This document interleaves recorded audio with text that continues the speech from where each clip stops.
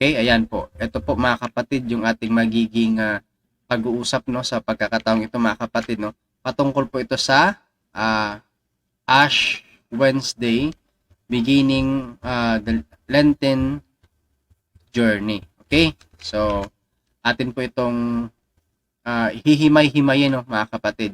Kasi marami po tayong naririnig na mga objections regarding this matter mga kapatid at mga kaibigan. So sa pagkakataong ito ay makikita po natin dito na itong celebration natin ng Ash Wednesday, hindi lang po ito na parang katha lang ba no? Ito din ay merong mga basihan po mga kapatid sa Biblia. So first, we should to understand Ash Wednesday. So ito po ay nag-uumpisa sa tinatawag po natin na ito po yung start, no? Yung Ash Wednesday, start of the Lent season. The first day of the Lent in the Western Christian calendar. So kapag papasok na po yung Lenten season, so ang pinakauna pong ginagawa natin ay tumatanggap po tayo ng ash ito po sa ating noo, no? Nilalagyan po tayo ng abo sa ating noo. So it occurs also 46 days before Easter, accounting for 40 days fasting. Okay? So spiritual focus po nito, no, a day of for repentance and spiritual reflection on morality. So during this moment po mga kapatid, during this season of Ash Wednesday, we must to focus spiritually, especially po mga kapatid sa pagsisisi ng ating mga kasalanan. So ito po yung spiritual reflection po ng Ash Wednesday, marked by ashes. So saan po tayo minamarkahan? Sa ating pong noo. And then attend po tayo ng church masses, no, and receive ashes on the forehead. Now, saan nga ba ito rooted? No? In the Old Testament po mga kapatid, yung Ash Wednesday na ating pong celebration, rooted din po ito sa Old Testament. First, sa tinatawag po nating morning o yung pagdadalamhati o yung tawag dito yung pagpapakita ng ating pagsisisi ba, no? Ashes symbolizes grief, mourning, and repentance. Examples include sa Job chapter 42 verse 6, no? Kung sisilipin po natin yung Biblia po natin, no? Kung meron tayo diyan yung Job chapter 42 verse 6. So it also tell us, no, about the ash, yung paglalagay po mga kapatid ng abo. Yan, no? Sa 42 verse 6 po ng Job. Kung atin po itong babasihan o babasihin din po mga kapatid sa atin pong mga Biblia. Okay? So ayan po. Okay. At aside from that mga kapatid, no, ito pa. May siguro ipakita mo natin yung talata, no, 42 verse 6 po ng Job sa magandang balita. Ito. Ang atin pong mababasa dito mga kapatid sa ating Biblia. Okay, ito. Kaya ako ngayon ay nagsisisi, ikinahihiya lahat ng sinabi, sa alabok at abo ako ay nakaupo. So ito po, no, yung celebration po ng Ash Wednesday po natin mga kapatid is also rooted sa Old Testament, particularly first sa Book of Job chapter 42 verse 6. And then aside from that mga kapatid, sa Jeremiah chapter 6 verse 26 ay ganito rin po yung ating mababasa dito mga kapatid. Ayon po dito, ayan. Sinabi ni Yahweh sa kanyang bayan, kung gayon, magsuot kayo ng damit na panluksa at gumulong kayo sa abo. No? During those time of the Old Testament mga kapatid, hindi lang ito basta na pinapahid sa atin pong noo. Ito pa ay ginagawa nila na talagang ginugulungan pa yung yung abo. Yun yung kanilang pagpapakita po ng pagsisisi. Manangis na kayo ng buong pait at na parang nawalan ng bugtong na anak sapagkat biglang sasalakay ang magwawasak sa inyo. So ito yung tinatawag po natin sa category of mourning na makikita po natin sa Old Testament. So again, doon po ay makikita natin sa Job chapter 42 verse 6 and Jeremiah chapter 6 verse 26. And this is also a symbolism of dust. 'Di ba sinasabi diyan na ikaw ay galing sa alabok, sa alabok ka rin babalik. Emphasizes mortality and fleeting nature of life, na ibig sabihin po niyan mga kapatid, lahat na tayo dito po na namubuhay sa mundong ito ay mamamatay. So sa alabok tayo nagmula, and we will end also, no, through ash, or I mean through dust, no, from dust where you came from, and also you will go after. So basahin po natin yung Genesis chapter 3 verse 19. Ganito po yung ating mababasa mga kapatid.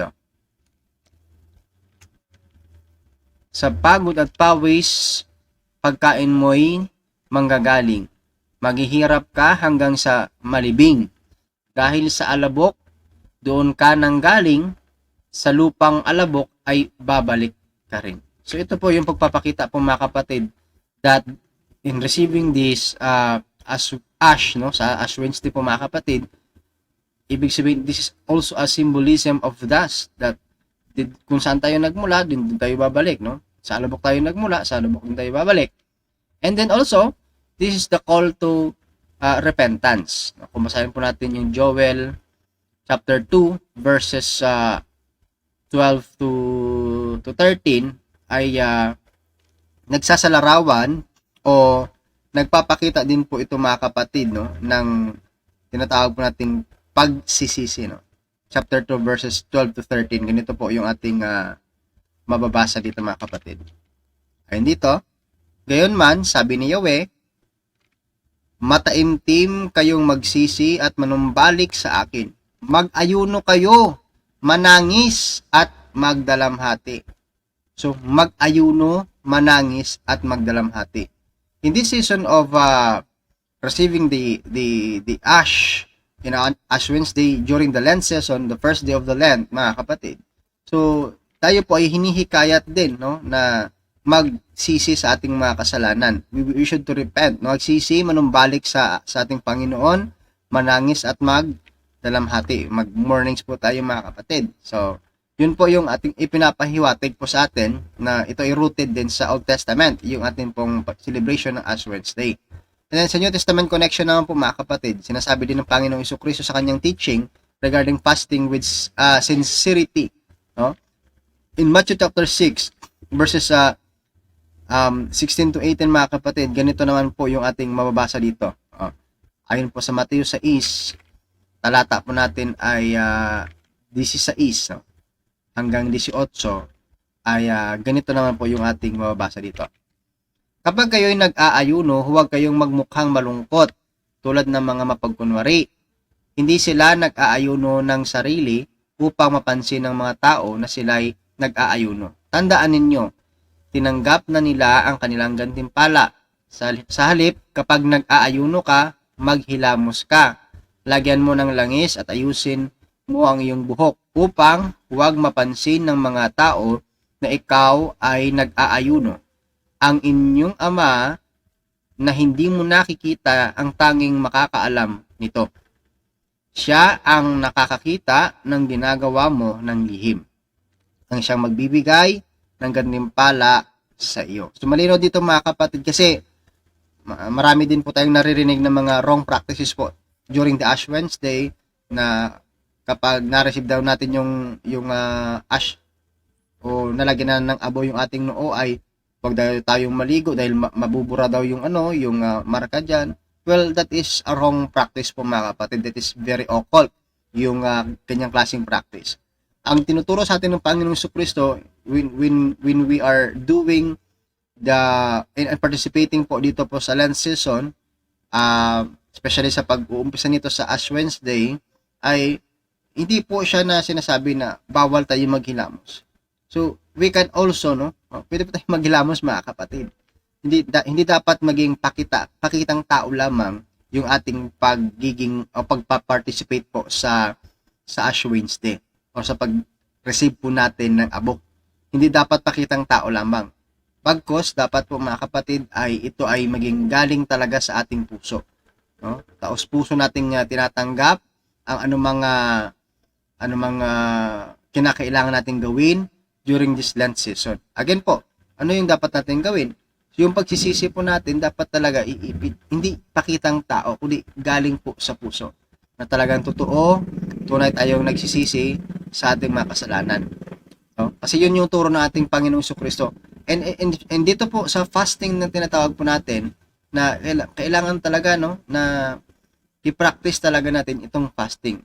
And remember, when we receive this when we are doing this celebration mga kapatid sa Ash Wednesday, we are obliged to fast o magkaroon tayo ng fasting, and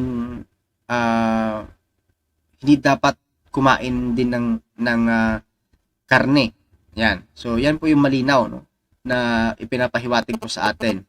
Abstinence and fasting po ang mangyayari po kapag Ash Wednesday. And in Luke chapter 9 verse 23 calls for self-denial during Lent. Take up your cross daily. Ito rin po no sa Lent season na ito mga kapatid, when we receive ng abo no, na inilalagay po sa ating noo, so kailangan din po nating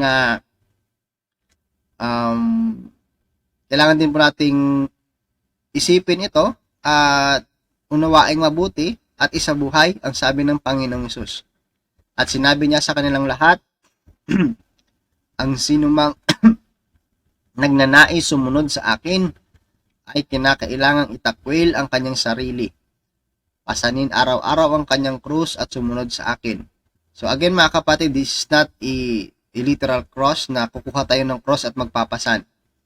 Ibig sabihin po niyan mga kapatid, if we have been failure for many times to forgive our brother and sisters who committed us sins, so this is the time na papasanin talaga natin yung cross. Kahit gaano yan kabigat, gagawin talaga natin.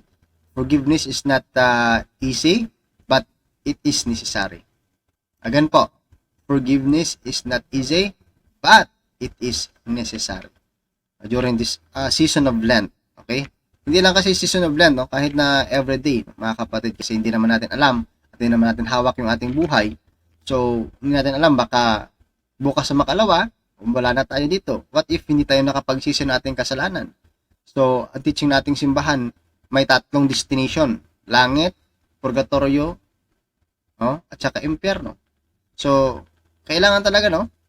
This Lent season also help us to avoid being there in the fire of hell, no? Para ma-avoid po natin yung parusang walang hanggan. So this season of Lent also reminds us to repent for our sins.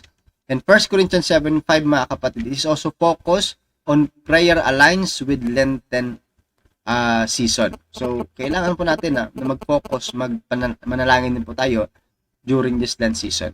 The ashes symbolism, una po no sa Palm Sunday, ashes are from born palms of Palm Sunday. So yung kaya nga po ginagather ng mga parokya yung mga palm during ng Palm Sunday celebration na nag-bless po ng Palm Sunday. Sinusunog po yun at yun yung ginagawa po at yun po yung ginagamit para po lagyan ng abo ang noo ng mga believers.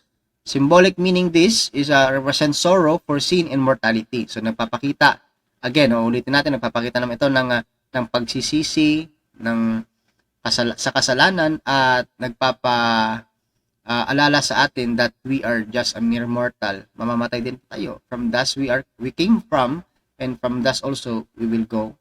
No?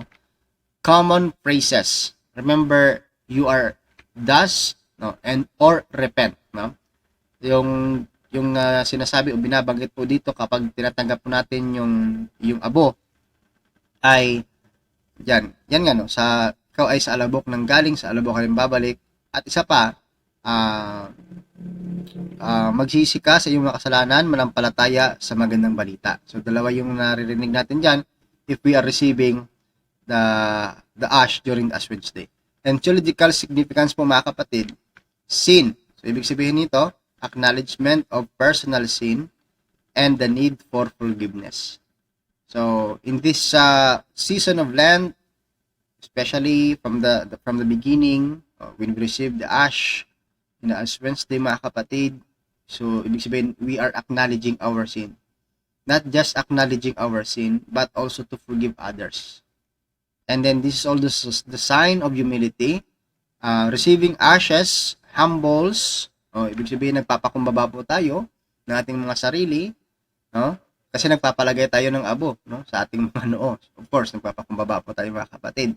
Acknowledging our dependence on God. So ibig sabihin yan na tayo ay may full trust sa ating Panginoon. Kaya nga po sa image po ng ating Panginoon Jesucristo na nagpakita po sa kay Saint Faustina, ang nakalagay po diyan, Jesus, I trust in you.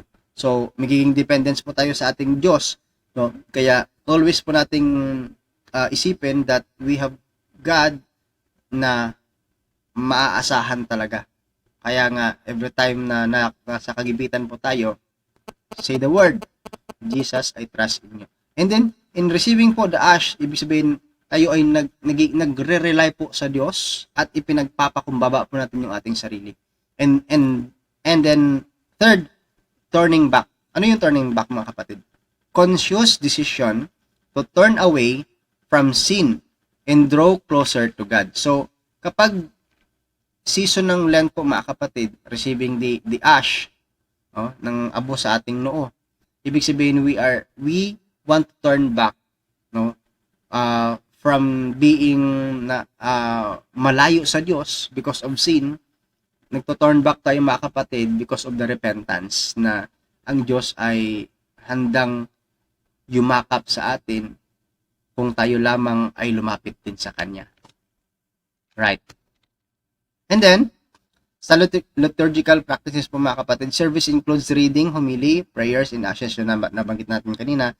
And then, the fasting and abstinence from meat are practice. Yun po, importante talaga na magkaroon po tayo ng fasting and abstinence. Okay? Fasting and abstinence during Ash Wednesday. And then attending Mass is encouraged, not obligatory. So kahit na hindi siya obligatory po, mga kapatid, na umattend ng misa, but we are encouraged to attend the Mass. Bakit po? In attending the Mass, alam naman po natin that we are celebrating with Christ. So yun yung pinakamagandang points doon. And also, this is a merit for us to attend Mass. Okay? And then, time of preparation, 40 days. Mirrors Jesus 40 days of fasting in the desert. So ito po ay naangkop sa 40 days na pag-ayuno din, no, ng ating Panginoong Jesucristo. That's why meron tayong 40 days na pag-aayuno din during the Lent season. Ang purpose po nito is prayer, fasting, almsgiving for Esther. So we are preparing po, mga kapatid, i-prepare natin yung ating sarili for this prayer, fasting, and almsgiving. So the reflection, give up something or take on a new practice. So ibig sabihin po, mga kapatid, malaki talaga yung maitutulong na sa atin if we practice properly yung Lent season from the beginning of the Ash of the Ash Wednesday. And then practices of Lent, fasting. Again, yung fasting po, ibig sabihin giving up comforts for spiritual focus. So kapag i-try po natin yan, kasi maganda talaga pag may fasting po tayo, ibig sabihin mas lalo po tayong nakaka-focus spiritually. Malaki po talaga na itutulong nito sa atin. Then prayer, spending time in communication with God. Alam niyo po, mga kapatid, if we are using our phones, so utilize po natin yung ating phone hindi para sa mga masasamang bagay, hindi po para sa paglalaro ng ML, paglalaro ng mga games ng ano-ano man dyan. Mag-install po tayo ng mga prayers, like hindi ko po to pinopromote, but it's very useful po, no, na meron tayong prayers po na sa Hallow, sa iBreviary, and meron pa po ako ditong isang ginagamit ngayon, yung Evangelizo. Yan. Napakaganda po. It's very wonderful. Kasi sa Evangelizo na ito, makita po natin yung first reading gospel, first reading Canticles Gospel of every day. At saka meron sa mga prayers, nandyan na yung Angelus, yung mga Latin prayers, nandyan po lahat. So, it's better to have this po mga kapatid. No? Utilize natin yung phone, gamitin natin ito, mag-install tayo ng application that very useful at makakatulong po tayo sa atin prayer life. Okay? Almsgiving, giving to the poor as an act of charity. So, alam po natin na siguro matagal na itong sinasabi din sa ating kasabihan, walang mahirap na walang maitutulong at walang mayaman na hindi nangangailangan ng tulong. So, almsgiving, ibig sabihin na tayo din po, no, kahit na sa kawalan din natin, tumutulong pa rin po tayo. That's as almsgiving. So, ito po mga kapatid, embracing this season of Ash Wednesday begins spiritual renewal. Repent and draw closer to God. So, yung repentance talaga yung key, yung daan, no, para tayo ay maging closer to God. Embrace prayer. So, dapat maging prayerful po tayo mga kapatid. Fasting and almsgiving. Magkaroon tayo ng mga charitable works. And yung tinatawag po natin corporal works of mercy. Yung pagpapakain sa mga nagugutom, pagpapainom sa mga nauuhaw, pagbibigay ng damit sa mga walang damit, pagbibisita po sa mga nabilanggo. Yun magandang gawin po natin. Prepare hearts for Easter. I hope mga kapatid ay you learn something, you learn more about this Ash Wednesday. Ash Wednesday again mga kapatid is the first day of the celebration of Lent. To God be the glory.